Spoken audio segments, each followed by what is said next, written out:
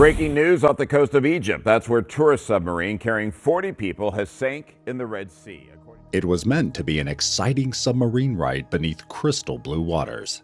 A simple tourist trip, just an hour below the surface.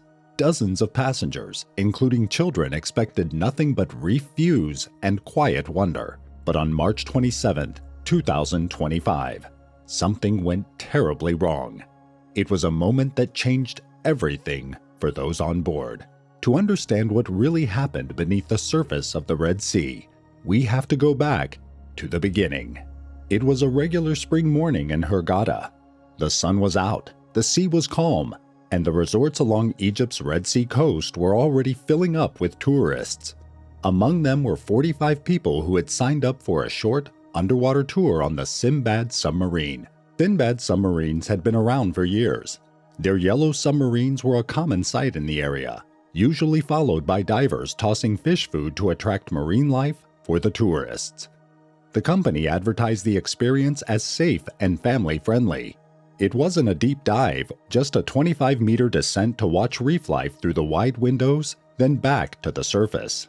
That morning, the sub was carrying 50 people. The submarine was built to carry 44 passengers and 2 crew, so it was slightly over capacity. Still, the group boarded from the floating platform, and the trip began. By 10 a.m., the submarine had already started its descent. It was just about a kilometer from the shore. The sea was calm, the weather was clear. Conditions couldn't have looked more normal. But not long after the tour began, something went wrong. Survivors later said water started coming. The exact cause of the sinking is still under investigation, and various theories exist but remain unconfirmed. According to Egyptian officials, 6 people are dead, 9 others injured. The Russian embassy 6 people didn't survive. 2 of them were children. 2 others were a married couple, both doctors from Tatarstan in Russia. The remaining 39 passengers made it out alive, though several were hurt. Rescue teams reached the area quickly. The Egyptian Coast Guard and Navy were on the scene, along with local divers and emergency crews.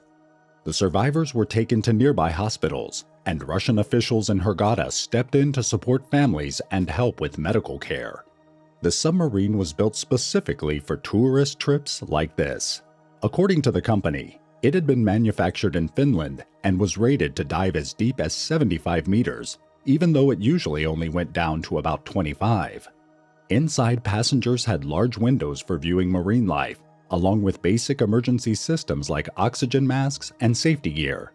But even with those features, the design had its limits. The vessel only had 2 small hatches. In a flooding situation, especially with a full load of passengers, those exits could be difficult to reach quickly. But this wasn't the first time something had gone wrong in these waters. Just a few months earlier, in November 2024, a dive boat called the Sea Story sank during an overnight trip. It had 30 tourists and 16 crew members on board. A tourist boat capsized off Egypt's Red Sea coast earlier Monday morning local time, leaving 16 missing. Survivors later said they woke up in the dark as cold seawater flooded their cabins. Some couldn't open their doors. Others had to force their way out. The boat went under in less than 7 minutes. 4 people died and 7 were never found. And in 2023, a fire broke out on the liveaboard dive boat Hurricane. 3 British passengers died that morning. They stayed below deck while others went diving. The fire started in the engine room, and by the time it spread, they couldn't escape. Some of these boats had passed inspections not long before the accidents happened, but in practice, they weren't ready for a crisis. After the Sea Story incident, Egyptian officials announced a series of safety changes, including better training, tighter licensing rules, and more inspections. But some operators said the new system focused more on paperwork than real safety. One captain even said they knew how to get the right stamps and signatures, even if the boat wasn't fully up to standard. After the accident, Sindbad Submarines halted all tours. Still, the incident raised broader questions about how the vessel was operated, how the crew was trained, and whether previous issues had been overlooked. Earlier that same month, A report from Maritime Survey International pointed to serious gaps across the region's tourist vessel industry. It found that many boats in the Red Sea lacked regular maintenance logs, had incomplete safety procedures, and were missing proper documentation about their stability. The report didn't call out specific companies, but it painted a troubling picture of how lightly some safety rules were treated. In the wake of recent disasters, some survivors reported being asked to sign legal documents that limited what they could say. After the Sea Story sinking, journalists spoke with people who had said they weren't given copies of their own statements. Others felt pressure not to talk about what had happened. Now, some worry the same thing could happen in this case too. Past passengers had mixed experience with Sindbad Submarine tours. One person who went recently said the trip seemed well managed. He remembered hearing a pre-recorded safety message in several languages and said things felt orderly. But someone else, who took the ride just a month earlier, described something very different. He said the sub surfaced multiple times during the tour, and at one point, a diver appeared to be knocking on the hull as if trying to fix something. He also said no safety instructions were given.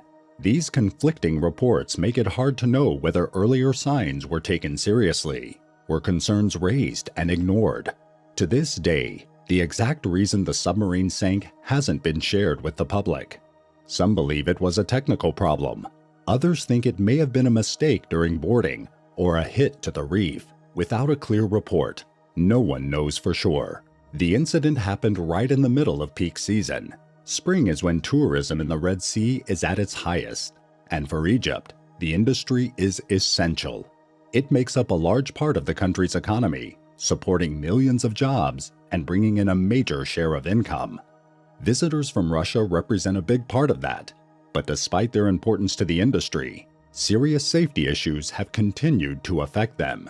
In 2024, Egypt's tourism sector brought in over $15.3 billion in revenue, and the sector supported approximately 2.67 million jobs. For a country still recovering from past disruptions, the steady return of international visitors has been important, and it's made safety and public trust more important than ever. There have been other incidents in recent years that raised concerns. In December 2024, a man from Italy was attacked by a tiger shark. Well, an Italian tourist has been killed and another injured after a shark attack at the Egyptian Red Sea resort of Marsa Alam. Snorkeling just offshore near Marsa Alam. His wife saw it happen from a pier nearby. In 2022, two more tourists, one from Romania and one from Austria, died in separate shark attacks just days apart. All of these occurred in areas described as safe and monitored. In response, investigations were announced, but the details often faded and little changed on the surface. The activities continued. The dangers didn't go away. And with no public explanation so far, that failure remains unclear. As time passes, the chances of a full account grow smaller. Some of the same vessels that have been involved in past problems are still in service. The same companies still offer tours. If these tragedies keep happening without change, what will it take to finally break the cycle? Make sure to like the video and subscribe so we can keep bringing you stories like these.